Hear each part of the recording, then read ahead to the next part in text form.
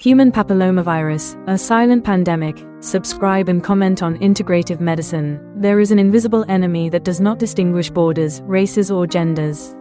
It is the most common sexually transmitted virus in the history of humanity. It affects almost all of us at some point in our lives. However, much of the world still ignores its real name and its consequences. Today, under the lens of modern Western medicine, we will break down the biological, clinical, and epidemiological truth of the human papillomavirus.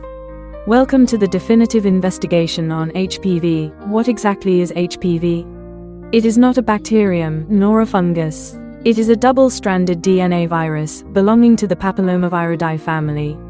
It is incredibly small, measuring barely 60 nanometers, but its structure is a masterpiece of biological engineering. Its armor, called the capsid, is formed by 360 copies of a protein called L1. This protein is the key. It is so specific that science has managed to recreate it artificially to create vaccines. Inside this capsid, the virus hides its secret weapon, its genome. The HPV genome contains precise instructions. In the dangerous types, known as high-risk, two specific genes, called E6 and E7, act as cellular saboteurs. They deactivate the natural brakes of our cells, the proteins P53 and PRB, causing them to divide uncontrollably. This is the biological root of how a simple virus can trigger cancer years later. Modes of transmission and facto, how does this virus spread? The answer is simpler than we think. The main route is direct skin-to-skin or mucosa-to-mucosa contact during sexual activity. It does not require penetration, simple genital contact is enough. The efficiency of HPV is overwhelming. It is estimated that between 85% and 90% of sexually active people will contract at least one type of HPV in their lifetime. It is, literally, the price of entry into adult sexual life. But transmission is not only sexual. There is vertical transmission, from mother to child during childbirth. Although it is less frequent, it is the cause of a serious disease in children called respiratory papillomatosis, where the virus colonizes the baby's throat. However, becoming infected does not mean becoming seriously ill. Here the risk factors come into play. Smoking weakens the local defenses of the cervix. A compromised immune system, such as in people with HIV, allows the virus to persist and attack. And early onset of sexual life increases the window of exposure.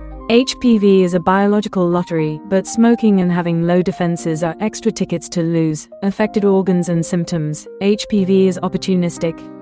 Its target is squamous epithelia, the skin and mucous membranes. But where does it attack and what symptoms does it produce? Western medicine divides HPV into two camps, low-risk and high-risk types. Low-risk types, such as 6 and 11, rarely cause cancer. Their hallmark is genital warts or condylomas. They can appear on the vulva, penis, anus, or even in the mouth. They are uncomfortable, may itch or bleed, but they are treatable. They can also cause warts in the larynx, affecting voice and breathing. The real danger lurks with high-risk types, especially 16 and 18. These attack the cervix, anus, penis, vulva, vagina and, increasingly frequently, the throat, oropharynx. And here is the deadly trap. In its initial and precancerous stages, high-risk HPV has no symptoms. It does not hurt, it does not itch, it does not bleed. The virus works in silence, transforming healthy cells into lesions that, if not detected in time, evolve into invasive cancer. When symptoms finally appear in advanced cancer, it is usually already late: abnormal bleeding, pelvic pain, difficulty swallowing, or lumps in the neck. That is why early detection through Pap smear tests and HPV testing is the only effective barrier. Epidemiological data and global burden. Let's talk about numbers, because the figures tell the real story of this pandemic. According to the World Health Organization and global data from 2022, HPV is responsible for approximately 1.5 million new cancer cases per year worldwide. Of these, more than 750,000 people die annually. The burden is unjust. Cervical cancer represents the vast majority of these deaths, disproportionately affecting women living in low-resource countries. But the landscape is changing. In developed countries, HPV-related oropharyngeal, throat, cancer has surpassed cervical cancer in incidence, mainly affecting men. It is no longer just a women's disease, it is a global public health crisis that affects everyone. Regions such as sub-Saharan Africa bear the heaviest burden, with incidence rates that double or triple those of the rest of the world. Inequality in health determines who lives and who dies because of this preventable virus. The story of HPV does not have to end in tragedy. And screening techniques that detect danger decades before it turns into cancer. Undergoing regular checkups are not just medical advice, they are acts of resistance against a virus. HPV is common, but the cancer caused by it is preventable. Let us know the enemy, protect our bodies and demand health for all.